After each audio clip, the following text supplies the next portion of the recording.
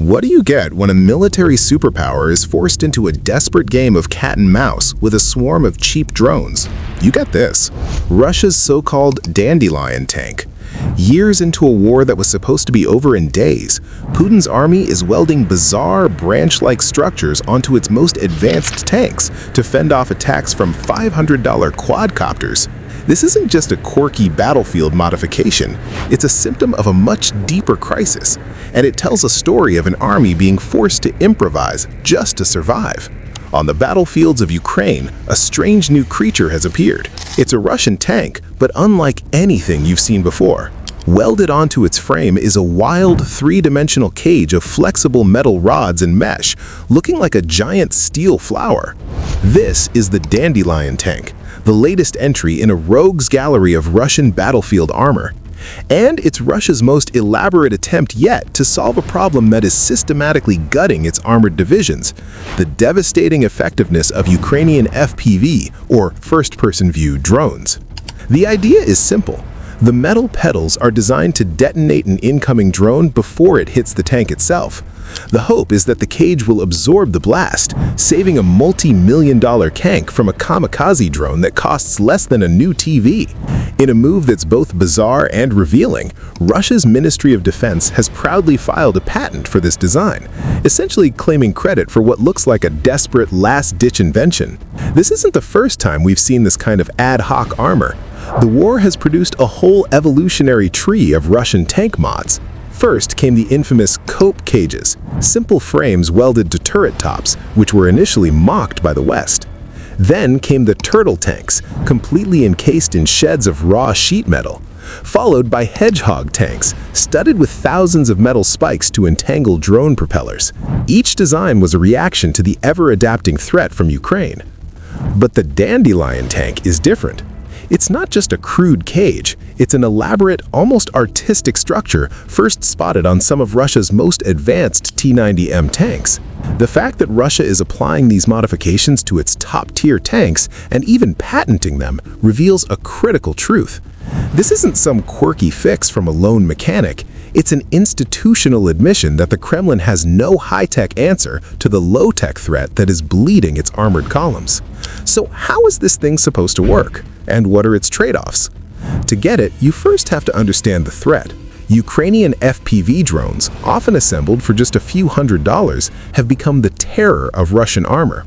They are fast, precise, and can be flown directly into a tank's weakest spots: the turret ring, the engine deck, or the top armor, often resulting in a catastrophic kill. The Dandelion cage is an attempt at standoff protection, meant to trigger the drone's warhead at a safe distance. And on paper, it's not a bad idea. Analyst David Axe noted that if you combine the T-90M's already formidable armor with a cage and the Dandelion stocks, you get the best passive anti-drone protection currently available. But here's the catch. In trying to solve one problem, Russia has created several more. The first and biggest trade-off is mobility. A tank is defined by its firepower, protection, and mobility. This modification seriously compromises the latter. The contraption adds immense weight and bulk, and Russian tankers have complained that similar heavy improvised shells can burn out a tank's transmission after just a few kilometers.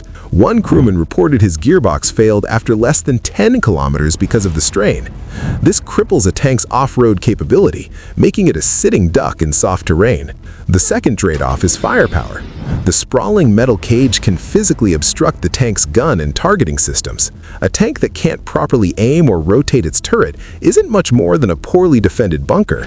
It also kills the crew's situational awareness by creating massive blind spots. Third, the solution is incomplete. The Dandelion provides no protection from below, leaving the tank exposed to anti-tank mines. And as Ukrainian military expert Valery Ryabik points out, this kind of armor is useless against traditional anti-tank weapons like precision artillery. He notes it's a temporary fix that's effective only for some time until the enemy calculates the vulnerabilities.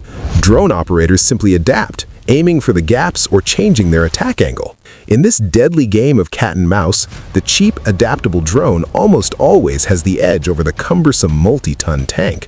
So what does this all really mean? The Dandelion tank isn't a sign of Russian ingenuity. It's a flare, a physical symptom of an army under immense pressure.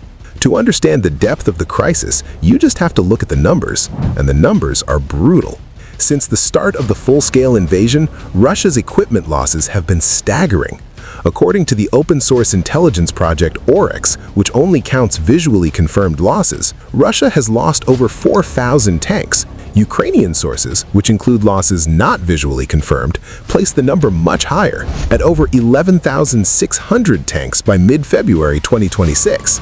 This brings us to the industrial reality. While Russian propaganda boasts of surging production, its industry is in a desperate race against these losses. Estimates suggest Russia dramatically increased production of its best tank, the T-90M, to between 250 and 300 units in 2024.